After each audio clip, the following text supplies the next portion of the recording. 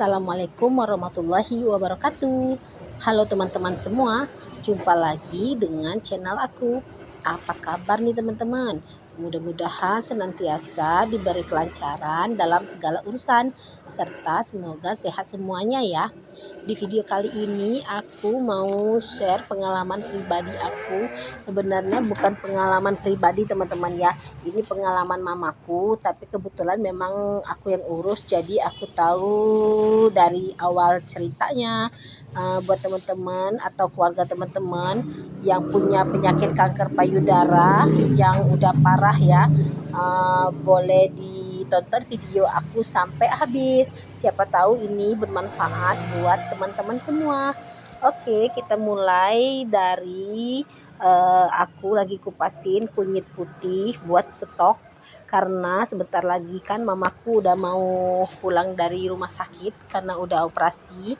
Jadi aku mau stok persiapan kunyit putih buat herbal mamaku. Jadi dia itu biarpun udah operasi pengangkatan payudaranya, tetap aku suruh dia minum-minum herbal gitu teman-teman.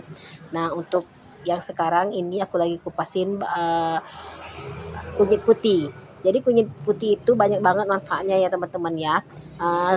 Pertama itu melancarkan pencernaan. Manfaat untuk mengatasi masalah pencernaan bisa tuh teman-teman. Selain itu juga bisa membantu meredakan perut kembung, buang air besar tidak teratur yang gangguan pencernaan gitu loh teman-teman.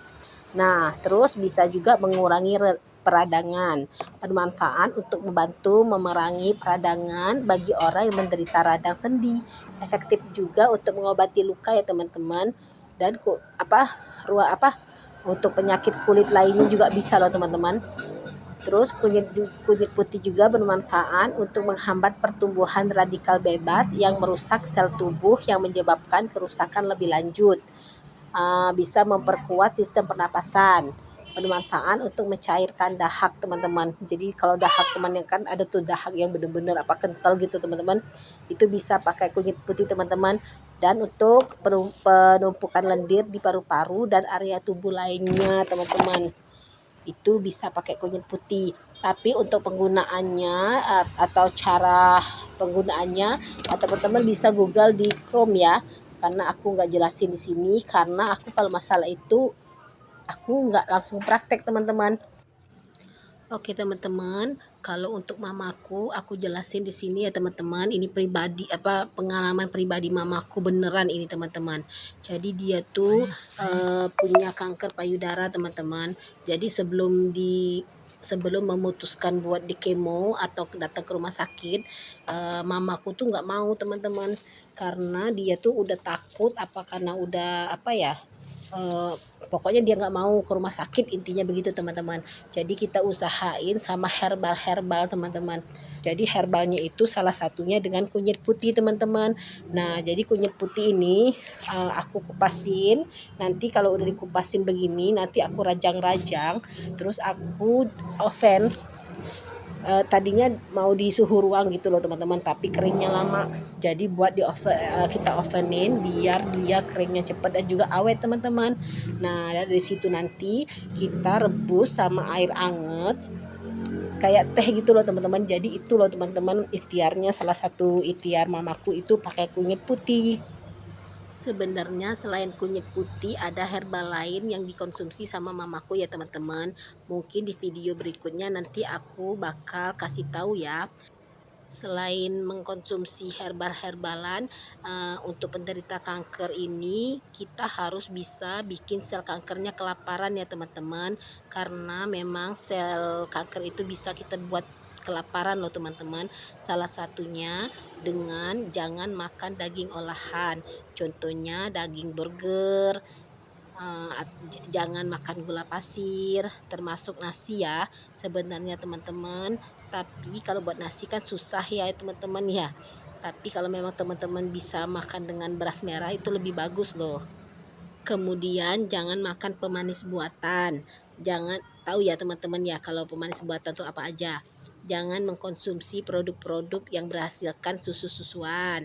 Nah, mamaku memang gak suka, jadi aman dah. Hindari produk yang berbasis yang diubah genetiknya.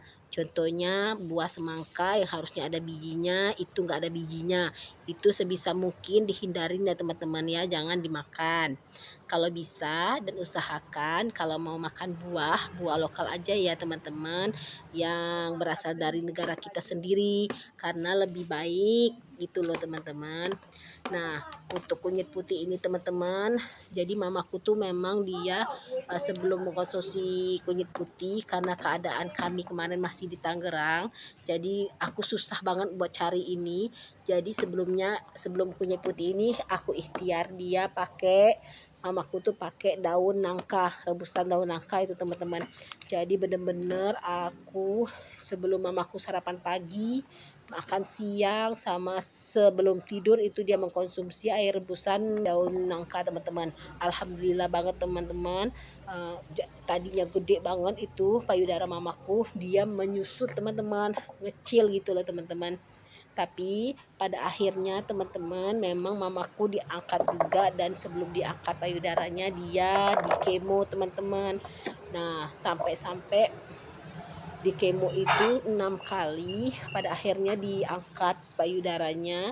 Dan pas waktu di kemo, pas di ruangan operasi, dokternya nyamperin aku nanya, ibu ini mamanya udah diangkat payudaranya, dan alhamdulillah katanya bagus banget hasil kemonya karena selnya benar-benar mati katanya begitu. Jadi jaringannya itu benar-benar mati. Sampai dia tanya, biasanya hasil kemo itu ada yang nggak berhasil loh gitu katanya teman-teman. Mungkin ya teman-teman ya, karena herbal itu ya teman-teman ya. Nah, jadi tuh sekarang posisinya mamaku udah pengangkatan payudara ya teman-teman. Tapi tetap aku herbalnya aku lanjut buat biar nanti mengantisipasi kalau jaringan sel kankernya itu ada kembali teman-teman. Jadi aku nggak mau, sebisa mungkin aku aku cerewetin mamaku untuk fokus untuk tetap konsumsi herbal-herbal. Dan juga karena herbal-herbal yang aku minum juga bukan sembarangan ya teman-teman, bukan kata orang itu memang dari dokter. Dan juga aku sering nonton videonya dokter Zaidul Akbar gitu loh teman-teman. Oke teman-teman, pengalaman aku kali ini aku ceritanya sampai di sini dulu. Buat minuman herbal ini benar-benar aku konsumsi teman-teman ya, bukannya aku ngarang-ngarang atau aku cerita atau aku pengalaman orang. Ini pengalaman mamaku, siapa tahu teman-teman ada juga keluarganya yang kanker payudara. Dan juga kanker payudara mamaku teman-teman ya, aku kasih tahu ya, jadi kanker payudara mamaku itu udah stadium 4 teman-teman. Sampai-sampai dokter juga sebenarnya udah ngomongnya udah, aduh gimana ya teman-teman ya, udah ibu sampai-sampai dia ngomong siap ya apapun yang terjadi. Tapi qadarullah ya teman-teman ya, kalau Tuhan mau bikin kita itu sembuh, insya Allah sembuh teman-teman. Jadi jangan banget teman-teman menyerah ya teman-teman, walaupun itu stadium akhir teman-teman ya. Karena ini benar-benar keadaan mamaku sampai keadaan payudaranya borok gitu loh teman-teman. Besok-besok aku ceritain deh gimana keadaan payudara mamaku. Oke teman-teman, untuk video kali ini udah dulu ya. Terima kasih buat teman-teman yang sudah nonton video aku. Selalu semangat menjalankan aktivitas. Dan jangan lupa dukung channel aku dengan subscribe, like, share, komen juga ya teman-teman. Terima kasih. Bye-bye. Wassalamualaikum warahmatullahi wabarakatuh.